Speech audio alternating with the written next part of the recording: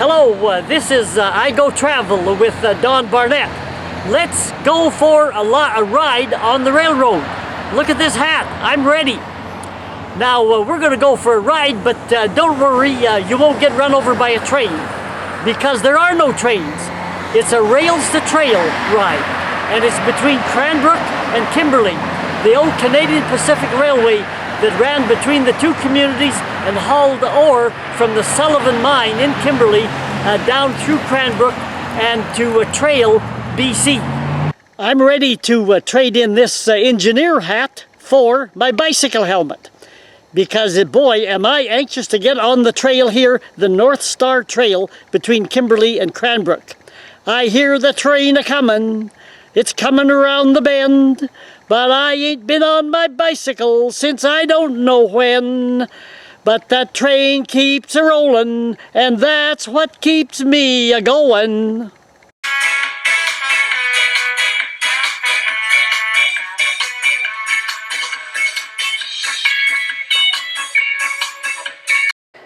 The all-paved North Star Trail is the most heavily used in the area. I will show you the Cranbrook trailhead first, and then we'll drive up to Kimberley a little later and we'll ride from there. The east to Kootenays is great, open mountain country, so let's get there.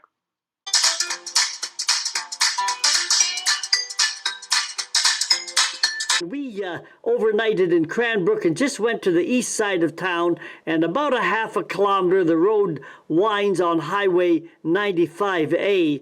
There's a traffic light right here, and just the other side of the traffic light is this small street to the left called Collinson Road. There's a propane dealer on the corner there that is kind of an identification place, but just follow Collinson Road, less than half a kilometer, and it winds up into this parking lot. From Cranbrook, we see the lights there, and there's the overhead railway line, so we'll be making a left-hand turn just under the railway tracks, and that is Collinson Road. And in the corner there you can see the propane dealership.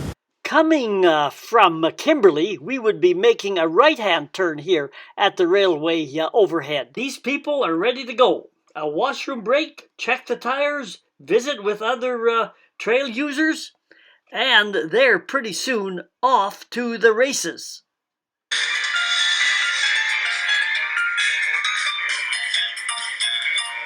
The rail trail is basically a level, easy, pleasant ride. This is one of the 3 well-kept washrooms along the trail. And there are several nice interpretive signs that are always informative and interesting. We've watched others bike the trail, so let's get on the trail ourselves. There's a variety of landscapes along the way with both open areas and wooded stretches.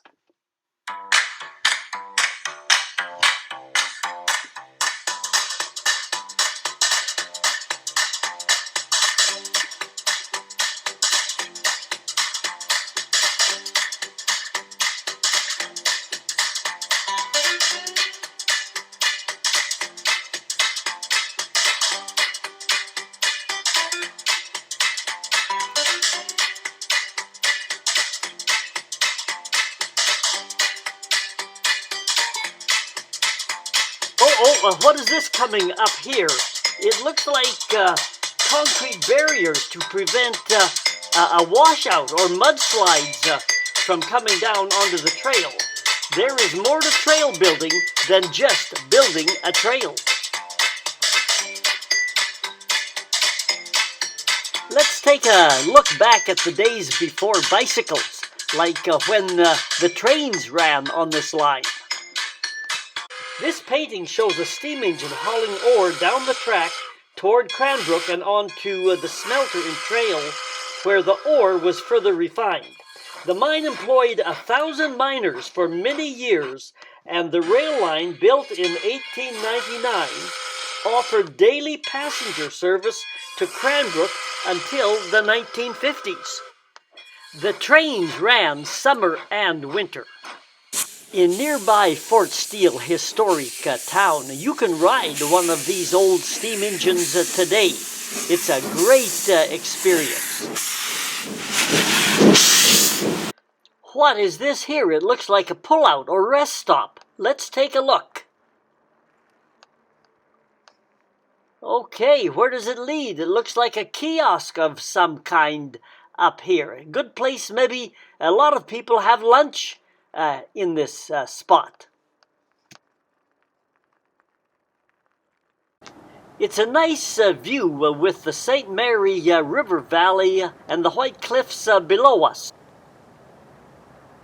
Let's read the interpretive sign and see what it says. It says that according to First Nation's Ktunaxa legend, a huge, mean, and evil sea monster eventually was slain by the people, and they spread its ribs along the riverbank.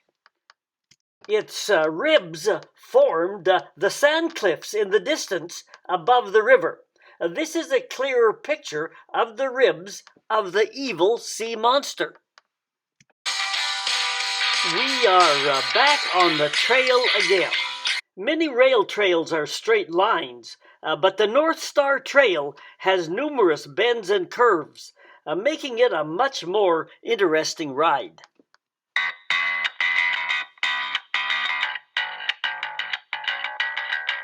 We stopped at this classy rest stop, and it offered a distant view of the highway bridge across the St. Mary River. We drove across this bridge when we drove between Cranbrook and Kimberley on Highway 95A. It is indeed picturesque country. Both Cranbrook and Kimberley are centers of several large first-class golf courses, and Kimberley in winter has quite a large and varied ski hill that I would describe as a first-class family type of hill. There are challenging slopes on it, but there is something for everybody on those slopes. It's nice, easy riding. Just take a look at this map. It'll just give you a little better idea of the trail. This map will give us a little orientation. There are several, 3 washrooms to be exact, along the trail in black here. One just on the south side of Marysville, another nice washroom area halfway between the bridge and Cranbrook, and at the Cranbrook end, there's another one as well.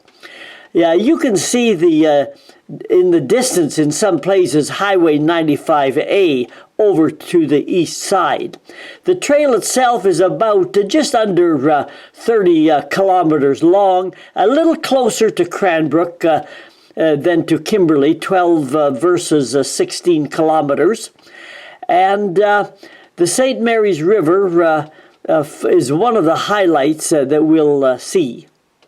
There are a few interpretive signs along the trail. This one here tells about some of the wildlife and plants in the area, all adding to the enjoyment of our ride.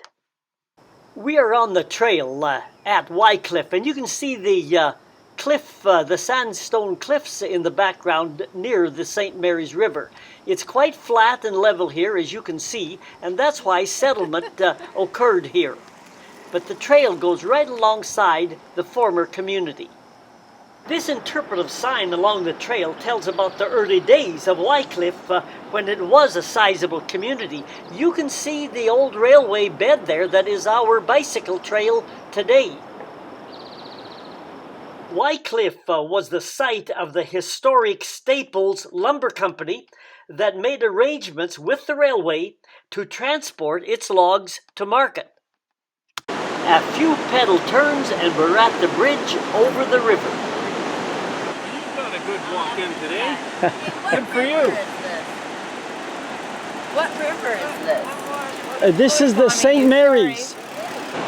There is a variety of travelers on the trail.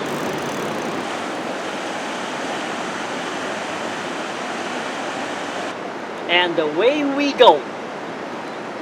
About mid-point in the trail and just north of the bridge, the countryside opens up to a stretch of flat grassland that at one time was home to a sizable elk herd. You see trail users' vehicles parked along this open section of the trail. As you can see, the trail parallels the highway right in this area. For those of you who like to ride the trail, let's ride the trail on out. The variety in the trail is what makes it so good. We just saw some flat grasslands and now we are in a wooded area. And we just came down from the mountains into an open, broad valley region. The variety on this trail is really good.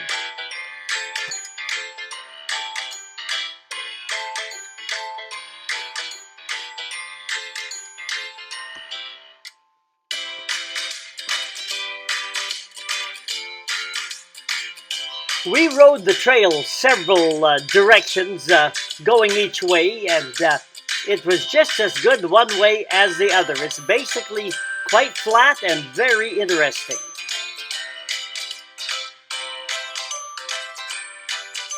The North Star Trail is one of the best trails that I've ridden on. And we've come to the end. We've ridden it both directions from Cranbrook, and we started out at Kimberley as well. But we're all finished here. I got to take off my bicycle helmet, and I'm back to the railroad theme. It's a great railroad trail. It's part of the Trans-Canada Trail. It was one of the original sections. And come and ride it. It is a great place. And if you liked what you saw, we made a couple of videos on the trail. Part 1 and part 2, it doesn't matter which one you watch first. Either one is fine. And so this is I Go Travel with Don Barnett. If you liked what you saw, hit the subscribe button, and we're going to bring you some more trails. So long till then.